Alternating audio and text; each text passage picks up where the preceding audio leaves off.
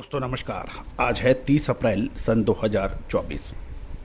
Colonel Ajay, CEO Ajay astro money group, first global astro finance digital channel Ajay astro money group. दोस्तों, हमारा हर संभव प्रयास रहता है कि आपको सभी कमोडिटीज़ के ऊपर अपडेट आप तक पहुंचाया जाए, चाहे वो एग्रो कमोडिटीज हो, फेरस नॉन फेरस मेटल हो, कोल हो, स्टील हो।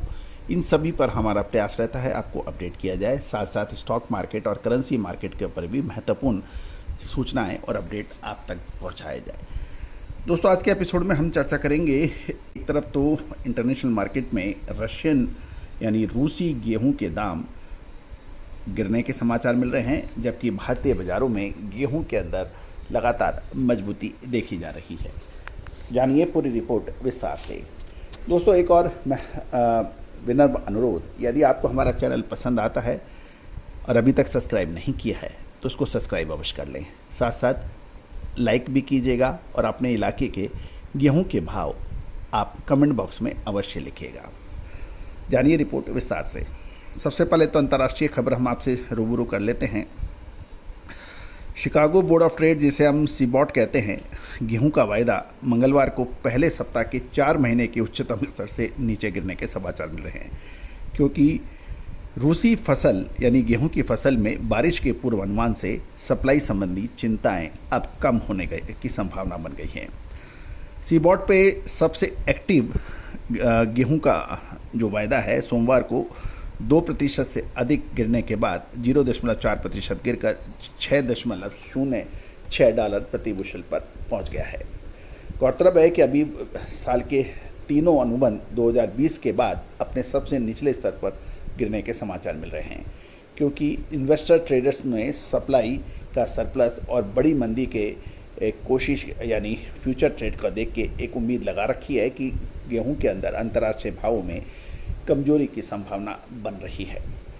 दूसरी ओर यदि हम रूस की बात देखें, क्योंकि हम रूस को ही क्यों देख रहे हैं कि रूस दुनिया का सबसे बड़ा गेहूं का उत्पादक और निर्यातक देश माना जाता है और इसलिए सबकी नज़र रूस के ऊपर रहती है।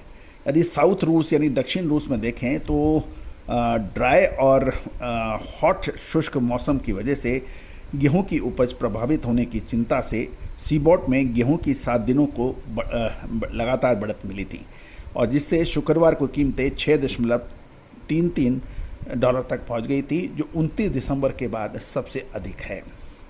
गौरतलब है कि एक बार पुनः मैं आपको याद दिला दूं, रूस दुनिया का सबसे बड़ा वीट यानी गेहूं का निर्यातक देश माना जाता है।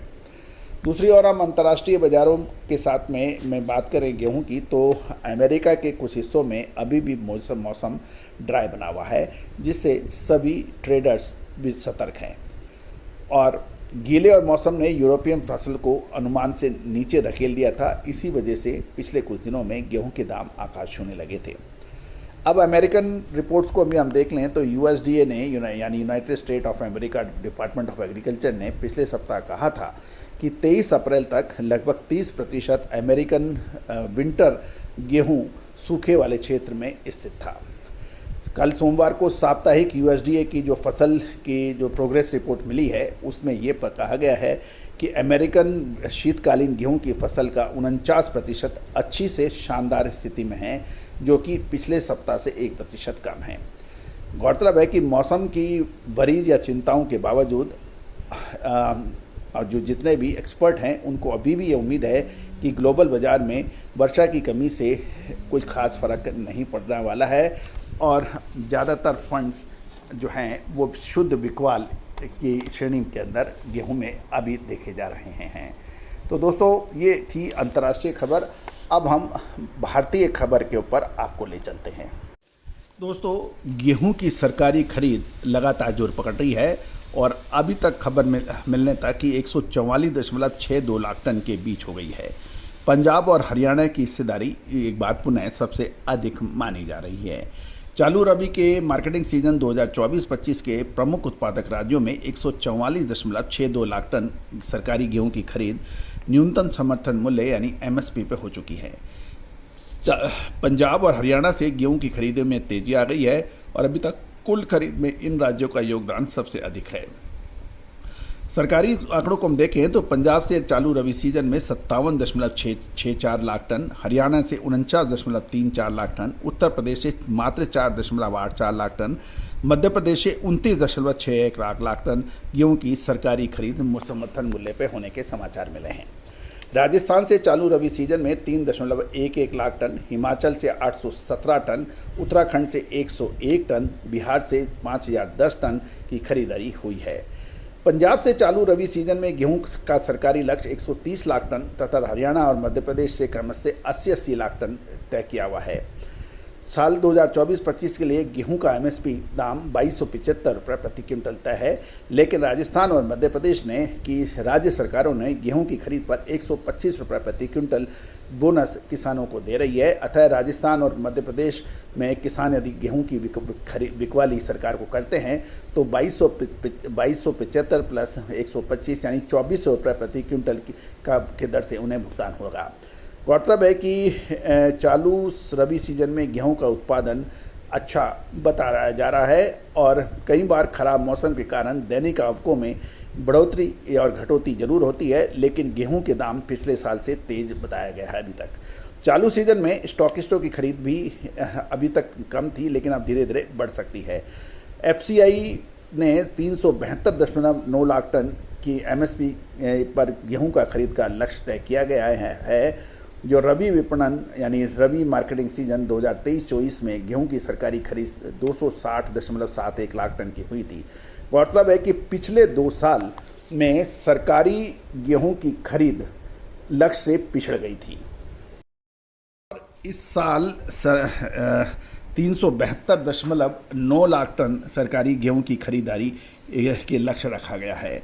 केंद्रीय कृषि मंत्रालय की बात समझें तो चालू रबी सीजन में देश में गेहूं का उत्पादन 11.20 करोड़ टन होने का अनुमान लगाया गया है और गेहूं के यदि बेंचमार्क देखें तो दिल्ली की लॉरेंस रोड पर भाव 2400 से 2450 के आसपास चल रहे हैं। अभी महत्वपूर्ण यह है कि गेहूं के लिए अब धीरे धीरे सभी मल्टीनेशनल कंपनियां, बड़ी बहुराष्ट्रीय कंपनियां माने बड़े रिटेल चेन स्टोर वगैरह सब अब गेहूं की खरीदारी पे सीजन के ऊपर अपना प्रयास करेंगे। अब एक महत्वपूर्ण प्रश्न ये है कि गेहूं की स्टॉकिंग के लिए क्या ये सही समय है और या फिर रुकना उचित रहेगा। दोस्तों, आपको याद रहेगा कि हमने आपको गेहूं के ऊपर अक्टूबर-नवंबर में आपको अग्रिम अनुमान दिया था कि हमें तेज़ी नज़र आ रही है और गेहूं में 3000 रुपये प्रति क्विंटल के उच्चतम स्तर पर हमने आपको, जब सब लोग 3100, 3200 और 3500 की बात कर रहे थे, हमने कहा था कि ये सही समय है बेचने का और उसके बाद गेहूं में लगभग 25% की एक तरफा गिरावट दर्ज हुई थी। साथ साथ गेहूं, मक्का, बाजरा, चावल पे भी जो हमने आपको अपडेट दिए थे वो लगभग सभी सत्य साबित हुए हैं।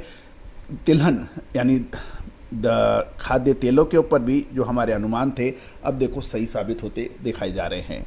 दोस्तों, तेजी आने से पहले और मंदी आने से पहले यदि आपको अलर्ट मिलता है, जो आपको विश्लेषण मिलता है, तो वो ही महत्वपूर्ण माना जाना चाहिए। तेजी आने के बाद तेजी के कारण, मंदी आने के बाद मंदी के कारण, ये निश्चित रूप से ये कभी किसी को फायदा नहीं कर सकता है। व्यापार हमेशा अग्रिम सटीक अनुमान और विश्लेषण का है। समय पर माल खरीदना, समय पर माल बेचना जैसे एक अच्छे स्वस्थ व्यापार का एक परिचय है। जिस प्रकार एक स्वस्थ शरीर के लिए समय से उठना, समय पे सोना, हर काम समय से करते हैं, आपकी दिनचर्या नियमित रेगुलर रूटीन से होती है तो आप स्वस्थ रहते हैं। उसी प्रकार स्वस्थ व्यापार के लिए सही समय पे माल खरीदना और सही समय पे माल बेचकर मुनाफा खड़ा करना, ये स्वस्थ व्यापार का परिचय है। सट्टेबाजी करना, नियमों का पालन नहीं करना, अत्यधिक लोभ और लालच करना या डर पैदा करना, ये किसी भी कीमत के लिए स्वस्थ व्यापार के सिग्नल या उसके संकेत नहीं हैं। और दोस्तों, स्वस्थ और अच्छा व्यापार के लिए विश्लेषण, रिसर्च, अनुमान, ये सब आवश्यक होते हैं। तो आप विशेष रिसर्च रिपोर्ट के लिए संपर्क कर सकते हैं, नंबर स्क्रीन पे दिए हुए हैं। All the very best, good luck, happy trading.